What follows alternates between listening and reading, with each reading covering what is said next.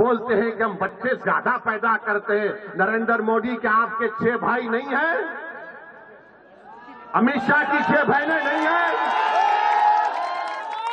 क्या रविशंकर प्रसाद की 7 भाई बहन नहीं है? मगर दिखता कौन? मुसलमान ज्यादा बच्चे पैदा कर रहे हैं। अरे झूठ बोल रहे हो तुम।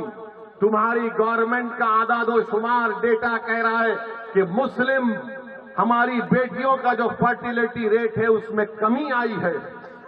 मगर ये पुरानी आदत, ये बच्चे पैदा कर रहे हैं, ये बच्चे पैदा कर रहे हैं। नरेंद्र मोदी जी क्यों इतना झूठ बोलते? आदादोशुमार तो देख लो तुम्हारी। और मुसलमानों को घुसपैठी कहते हैं, घुसपैठी कहते हैं। पार्लियामेंट में 10 मरतबा 10 साल में सवालात पूछे गए, बताओ कितने घुसपैठी भारत में आए? मोदी की सरकार के पास कोई जवाब नहीं था, कोई जवाब नहीं है। 10 मरतबा पूछा गया और बोलते हैं घुसपैठी आए। अरे कहां से आ रहे घुसपैठी? अरे घुसपैठी आ रहे तो मोदी तुम क्या चाय पीकर सो रहे थे? रोकना था उनको। नरेंद्र मोदी जी सुनो, घुसपैठी कहां पर है मैं तुमको बताता हूं। लद्दाख में 2000 स्क्वायर किलोमीटर पर चाइना की फौज भारत की जमीन पर कब्जा करके बैठी है। अरे मोदी तुम में दम है तो बोलो चाइना के खिलाफ। तुम कमजोरों को बदनाम करते हो, मुसलमानों को घुसपैठी कहते हो। अरे मोदी अगर ताकत है तो बोलो चीन कब्जा करके बैठा है। नहीं बोलेंगे चीन के खिलाफ, चाइना के खिलाफ बोलेंगे तो इनके पेट में दर्द शुरू हो जाएगा। मगर एक भारत का प्रधानमंत्री रहकर सबसे बड़ी अक़लियत को रुसवा करने के लिए इस तरह का भाषण देते हैं। अफसोस होता है नरेंद्र मोदी कि तुम भारत के वजीर आजम हो। किस तरह की वाहियात बात आपने की। अरे तुम्हारा झगड़ा किसी पार्टी से झगड़ा करो, मुखालिफत करो, मगर तुम भारत के वजीर आजम हो जिसमें 17 करोड़ मुसलमान हैं। इस तरह हमको जलील और रुसवा करेंगे कि बच्चे पैदा करते हैं। मैं कल नरेंद्र मोदी का भाषण सुना और भाषण में नरेंद्र मोदी ने धमकी दी भारत के मुसलमानों को। क्या कहा भारत के प्रधानमंत्री ने कि हम बच्चे ज्यादा पैदा करते हैं, हम घुसपैठी हैं। नरेंद्र मोदी ने कहा कि दौलत लेकर हमको बांट दी जाएगी।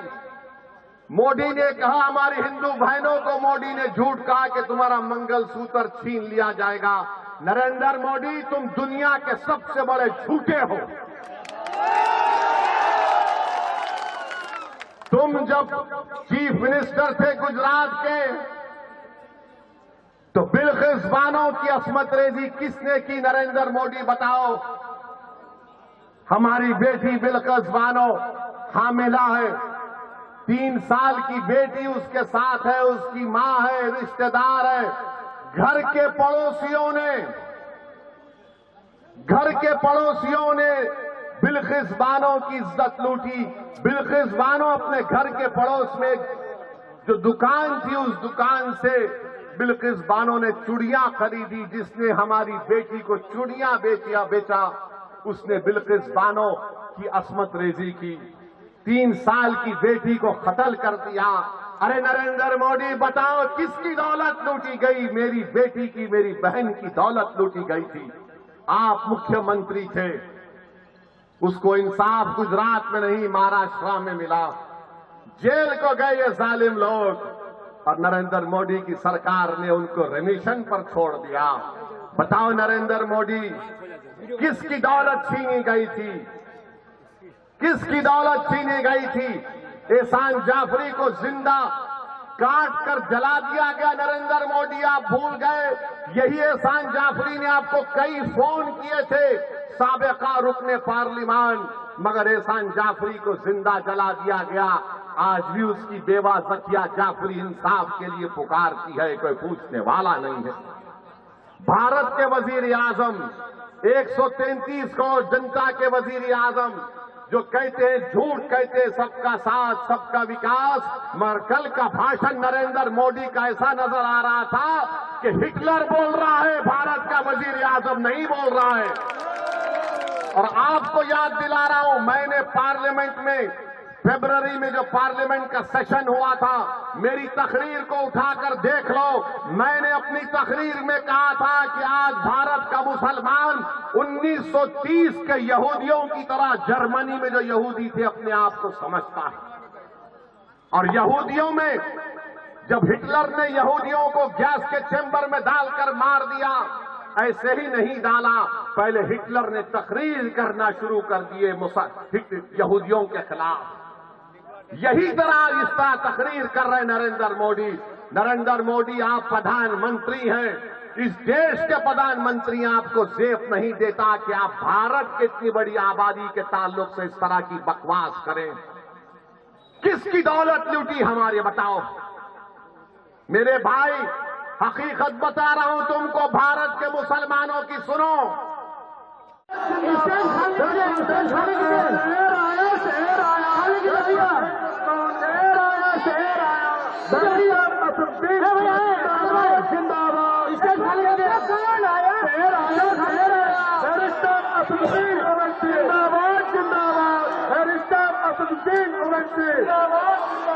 ऑल इंडिया मजलिस इत्तेहादुल मुस्लिमीन जिंदाबाद। बिहार में जब हमारा भाई अख्तर ईमान गूंजता है तो बिहार असेंबली गूंजता है, मुख्यमंत्री की नींद हराम हो जाती है। और जब वोट दोगे तो हमारी नस्लें उनका गुलाम हो जाएगी। इसलिए हम डॉक्टर जावेद का निंदा करते हैं, उसके खिलाफ वोट देना पड़ेगा। दूसरी ताकत फासिस्ट ताकत है सर।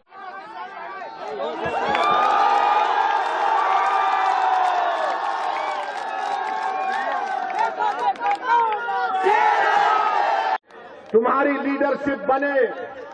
आप रुक जाइए भाई, आप रुक जाइए, हट जाइए। क्यों आ रहे बार बार आप? अरे कुछ नहीं होगा ना, क्यों आ रहे? मेरे अजीज दोस्तों और बुजुर्गों, अब आप सुनिए, आपका जो यहां पर कांग्रेस के एमपी साहब हैं, वो कहते हैं कि वो 5 साल में 1.5 लाख किलोमीटर चले। 5 साल में 1.5 लाख किलोमीटर चले, यानी रोज 100 किलोमीटर चलना पड़ेगा। आपने देखा उनको चलते हुए? वहां जो खड़े हुए हैं, आपने देखा उनको चलते हुए? ये तसव्वुर करो कि पूरा अंधेरा है, फिरका परस्ती है, इखलाक, पीलू खान, बाबरी मस्जिद, ये जो तुम रोशनी जलाए हो, ये उम्मीद की रोशनी तुम आज जलाए हो संता की सरजमीन पर। इस रोशनी को पूरे किशनगंज में फैलाओगे आप, पूरे किशनगंज में फैला दोगे आप। 26 तारीख को पठानकोट दोगे आप। अख्तर ईमान जिंदाबाद, सीमांचल की सरजमीन जिंदाबाद, सीमांचल की सरजमीन जिंदाबाद। हमारा इतिहास सब कुछ बर्बाद कर दिया। अगर उसको कोई जवाब देने वाला है तो हमारा बैरिस्टर असदुद्दीन अवैसी है। और अब चाहता हूं, जैसे पार्लियामेंट में इम्तियाज जलील साहब गूंजते थे, हमारे बैरिस्टर साहब गुजरे थे, लेकिन इस बार 2024 के चुनाव में और गूंजेगा हिंदुस्तान जिंदाबाद, सोनता के नौजवान जिंदाबाद। अस्सलाम वालेकुम। महादान मंडल पूर्व प्रखंड प्रमुख दयान मंडल साहब वो आए, अपनी बातों को रखें। अरे कांग्रेस का आप कब से साथ दे रहे हैं बताओ मुझे? जब से मुल्क आजाद हुआ, जब से तो हम कांग्रेस का साथ दे रहे हैं। क्या मिला बताओ? अगर कांग्रेस इंसाफ करती तो क्या सच्चर कमेटी के रिपोर्ट झूठी होती? अगर कांग्रेस इंसाफ करती तो हम बाबरी मस्जिद नहीं खोते। याद रखो, जीबी पंत मुख्यमंत्री थे 1949 में, जब बाबरी मस्जिद के अंदर घुसकर उसकी बेहुरमती की गई, ताले खोले गए, तो कौन मुख्यमंत्री थे, प्रधानमंत्री थे बताओ? मेरे अजीज दोस्तों और बुजुर्गों, फसादात हुए, भागलपुर का फसाद हुआ। अगर भागलपुर के उस गोभी के खेतों को अल्लाह जबान देगा तो सुनता की सरजमीन पर आज खड़े होने वाले लोगों से कहेगा कि सुनो, हमको काट कर दफना दिया गया और हमारी लाशों के ऊपर गोभी को गा दिया गया। किसकी सरकार थी? जब मेरी थी, मैं मुख्यमंत्री था। आज आपको बता रहा हूं कि आज अगर ये समझ रहे हैं कि ये अंधेरा खत्म हो जाएगा फिरका परस्ती का, नहीं मेरे भाई, ये रात बड़ी लंबी रहने वाली है।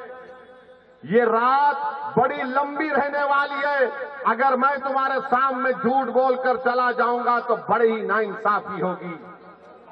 इस रात को अगर हमको खत्म करना है, इस अंधेरे में अगर उजाला करना है, एक ही चीज कर सकती है पूरे भारत में। मैं पूरे भारत के मुस्लिम अक़लियत की बात कर रहा हूं।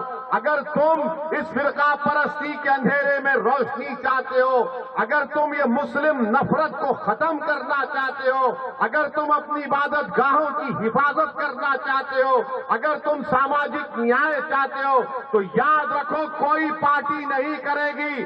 तुमको शमा जलाना पड़ेगा और वो शमा तुमको अपने खून पसीने से जलाना पड़ेगा। और इत्तेहाद की निशानी पर अगर तुम शमा जलाओगे, ये अंधेरा छटना शुरू हो जाएगा। वरना याद रखो, ये चुनाव हो जाएगा, फिर अखलाक मारा जाएगा, फिर पीलू खान मारा जाएगा, फिर जुनैद और नसीर को जिंदा जला दिया जाएगा, फिर बुलडोजर से घर तोड़ा जाएगा, फिर कोई जुलूस में निकलकर मदरसे को जला देगा। अगर तुम सियासी ताकत बनोगे, इत्तेहाद पैदा करोगे, अपनी क़ियादत को बनाओगे, तो ये अंधेरा खत्म होगा।